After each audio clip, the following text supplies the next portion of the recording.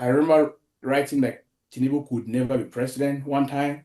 And then later, before he became president, I said, look, he was going to be president because circumstances change, variables change.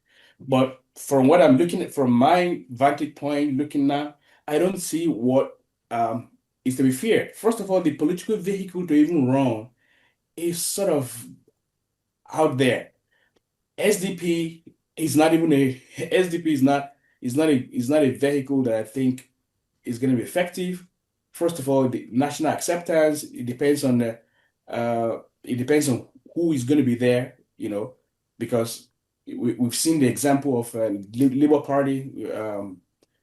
We've seen Peter Obi, because of the Peter Obi phenomenon, Labour Party, which was like an inconsequential party, becoming very prominent. And it could have been any other party, you know. Are you one of those who think that coming together of Atiku and Peter Obi might upset the status quo in 2027? Yeah, I think so. If the two of them come together. If the two of them come together, but I don't see if the two of them can come together, it will upset the power structure. It will upset the power structure of Nigeria right now. Why? Because we know that Peter Obi has a fanatical fan base across the South. Atiku can also take advantage of the northern resentment to Tinubu's administration. However, why it's unlikely to happen is, should Peter Obi decide to be vice presidential candidate to Atiku, whatever it was that was responsible for his rise in popularity would dissipate. He's attracted to a fan base in the South, and I would say most of the Christian North, because of his aspirations to be president, not vice president.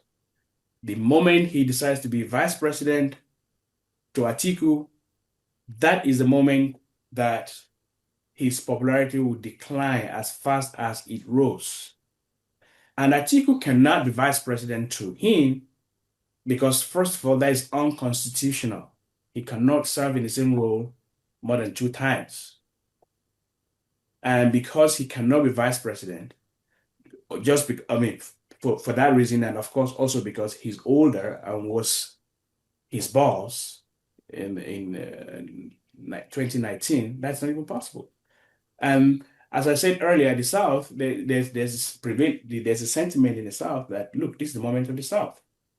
We don't want to bring another Northerner after 8 years of a Northerner. So while I think that is going to work, it's unlikely to happen because of these scenarios. However, if Atiku says, I'm not going to be part of this ticket, but I'm going to suggest the vice president to run, then maybe that will make some changes. But whether that vice president, that candidate that Atiku suggests is going to be acceptable to the North is another thing altogether. Well, I mean, you look at it, the movement of the old political structure of the PDP in Delta State to the APC, and those who have interpreted that as a drift towards a one-party state. How do you see that trend and the implication? I mean, I think I addressed that. We're always a one-party state. Anyway, you have the party that's in power, where people are, to use former Internal Affairs Minister Afolabi's phrase, come and eat. You have a party in power that invites people to come and eat. And then you have people who have not been invited to eat, and those are the opposition, waiting for opportunities to either be invited or to snatch the plates from those who are eating. That's basically, it's a vulgar characterization of Nigeria's political system, but it's accurate. So there's really no opposition in the first place. And So when you have people in power, whoever they invite stops to be opposition. That's what it is. But of course, there may be people like, it's very unlikely, for instance, that Tinubu can ever invite Atiku to be part of his government or Peter Obi to be part of his government. But all the people around them, around Peter Obi, around Atiku, can always be invited to come and eat. And then they stop to be opposition. Governors who are looking to get a second term will always go to the party that gives them the assurance that you're going to get a second term. So historically, it's always been Mm. really a one-party state. So I mean, from your analysis, it does look like the only thing that Nigerians should be looking forward to is Tinubu's return in 2027, and it doesn't look like anything is going to stop it. It's just a matter of time. For now, that's the way I see it.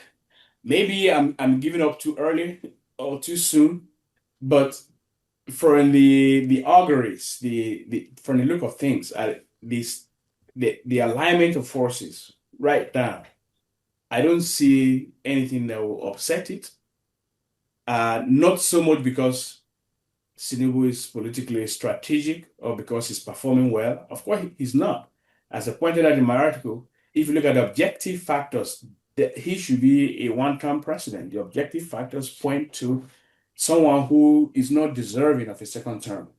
That's what it is. But the inability of the people outside of power to come together and transcend their differences and also use the right language and rhetoric to wrest power, it's not there. They do not have the capacity to do that. And so uh, he's going to use the power of incumbency to bring in as many people as possible to the table to eat. As I said, it's an extractive state. And all they do is get people together and eat. Eat here metaphorically. You've argued that President Tinubu's appointment amount to a brazen Yorubanization of the federal government, worse even than Buhari's northern favoritism. Do you believe Tinubu is deliberately weaponizing ethnic loyalty to entrench political dominance? And do you agree, because of the argument that the federal government has come to say it, and the presidency says, and even the SDF says, there is no skewing of the appointment to any ethnic or any region of the country, and that those who think that that is happening is untrue, and the fact they've lived the fact. What do you think Nigerians should begin to see this presidency as, based on your own position, although the federal government and the SDF has countered it to say that thinking or that assertion is baseless? Well, it's not, and everyone knows that. One of the things that gives me cause for laughter is the variance between the rhetoric of the government and the evidence that stares us in the face. Uh, you know, I'm going to sit back a little bit and be more reflective. Democracies in most of Africa are often ethnocracies, and the person in power empowers his ethnic group, and it comes from two things. One, uh, legitimacy deficit and the insecurity it engenders makes them think only someone from my primordial constituency is likely to protect me. And so I'm going to put people that I'm comfortable with in positions of authority and power. That is why when people talk about the Yorubaization of the government in Tinubu, it's not just this distribution of offices and whatever. It's about the valence of the offices given. Look at the economic sector. It's led almost entirely by Yoruba people, except for the Minister of Budget Planning.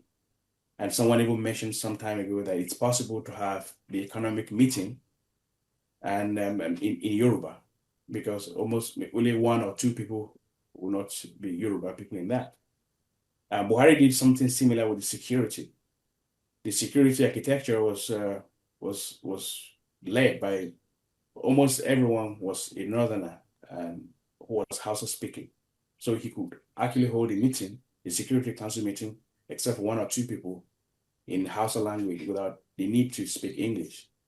And the only government that that defied that was to a large extent Obasanjo. So we've always had ethnocracies. And each time I talk about Tinubu's Lagos-centric ethnocracy, I always try to historicize and contextualize it. That is not unusual. So when the government says the evidence that stares us in the face is wrong, well, they can gaslight some people, but those of us who see the facts and who are not amenable to be gaslit will say, well, what do you expect? The expectation is that they're always going to deny it. That's just what most governments do.